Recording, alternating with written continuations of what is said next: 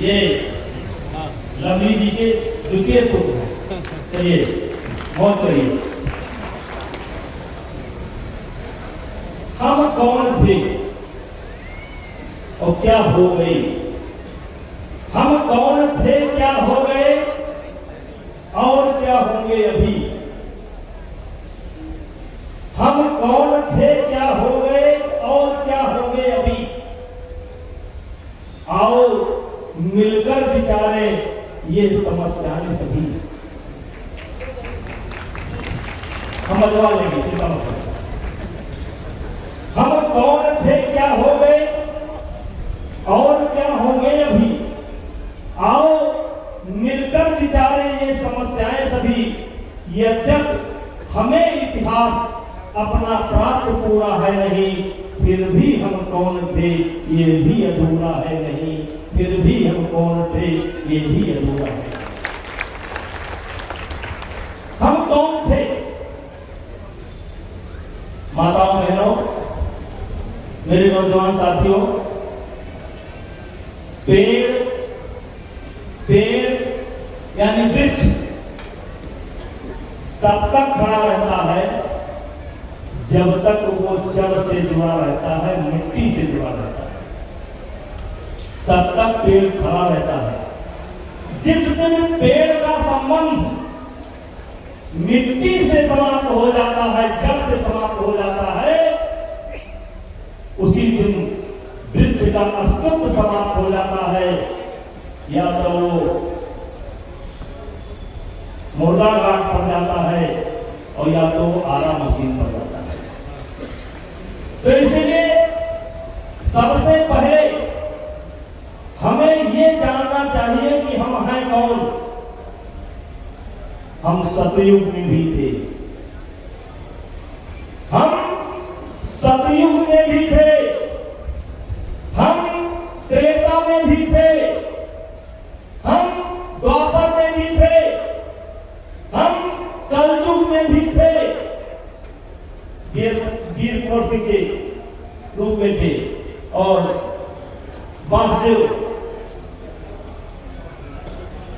कृष्णनाथ सिंह के रूप में थे। यानी हम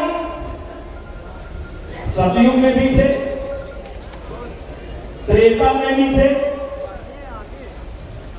द्वापर में भी थे और कलयुग में भी थे और कलयुग में हम हैं। हमको मिटाने की कोशिश हमेशा हुई है। हमारे इतिहास को, हमको, हमारे अस्तित्व को हमेशा चुनौती मिली है,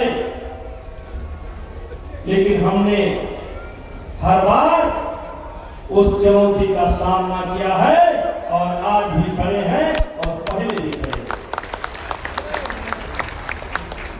दादाजी के एक बात का मैं खंडन करूंगा, क्षमा करिएगा, तब मैं फिर बात करूंगा। क्योंकि दादाजी के और पीएम सिंह जी के मुख से ये निकल गया कि जिस समय राम पैदा हुए थे उसी समय परशुराम पैदा हुए। आप मेरे बड़े हैं, मैं हाथ जोड़ करके आपको बताना चाहता हूं कि परशुराम ने क्षत्रिय वंश का नाश नहीं किया था। है वंश के राजा जिन्होंने उनके पिता की हत्या की थी, उनके पूरे परिवार को मारने का काम किया था। राम को परशुराम ने कभी चुनौती नहीं दिया है, यानी ब्राह्मणों और ठाकुरों का कभी झगड़ा नहीं रहा है, क्षमा के साथ। तो भाइयों, हमने कहा हम कौन थे, क्या हो गए और क्या होंगे अभी। आओ मिलकर विचारें ये समस्याएं सब। मेरे बच्चों, आपको सबसे पहले अपना इतिहास जानना चाहिए, अपना इतिहास पढ़ना चाहिए। जो कुछ भी उपलब्ध है अंग्रेजों के आने के बाद सबसे ज्यादा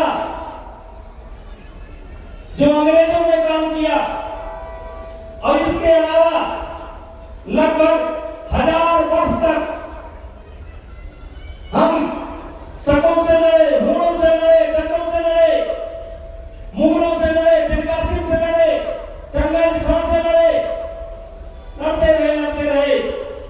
इन सब लोगों ने हमारा इतिहास मिटाने का काम किया है, लेकिन फिर भी जो इतिहास उपलब्ध है, अगर हम वाल्मीकि रामायण की बात करें तो वो हमारा इतिहास है। यदि हम रामचरितमानस की बात करें तो हमारा इतिहास है। यदि हम भागवत पुराण की बात करें तो ये हमारा इतिहास है। यदि गीता की बात करें तो ये हमारा इतिहास है। यदि मनुस्मृति की बात करें तो ये हमारा इतिहास है।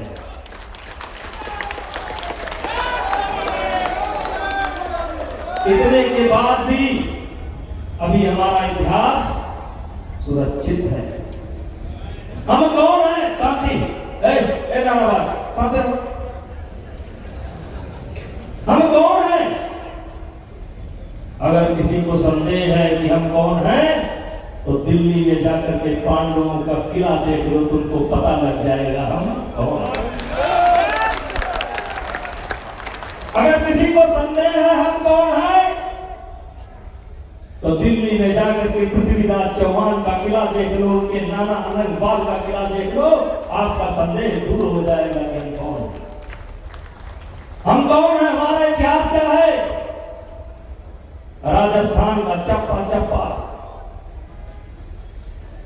चित्तौड़ का किला, आमेर का किला, रणथंभौर का किला, जैसलमेर का किला, जाकर के देख लो, आपको अपना इतिहास मिल जाएगा। वो हमारा ही इतिहास है, किसी दूसरे का इतिहास नहीं है। और मेरे भाइयों, इसलिए मैं कहना चाहता हूं, हम कौन है, क्या हो गए और क्या होंगे अभी। आओ मिलकर के विचारें ये समस्याएं सभी।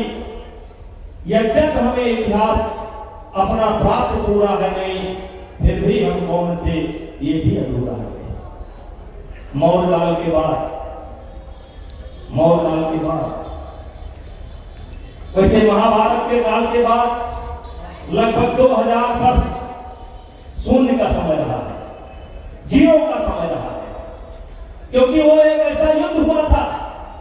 अच्छे घोड़े मर गए, अच्छे जवान मर गए, अच्छे जानवर मर गए, अच्छे लोग मर गए, और लगभग 2000 वर्ष तक हमारा इतिहास। लेकिन मौर्य काल के बाद से लेकर के हमारा सिलसिलेवार इतिहास आज भी मौजूद है। यानी सतयुग से लेकर के, मौर्य काल से लेकर के और आज तक हमारा इतिहास मौजूद है।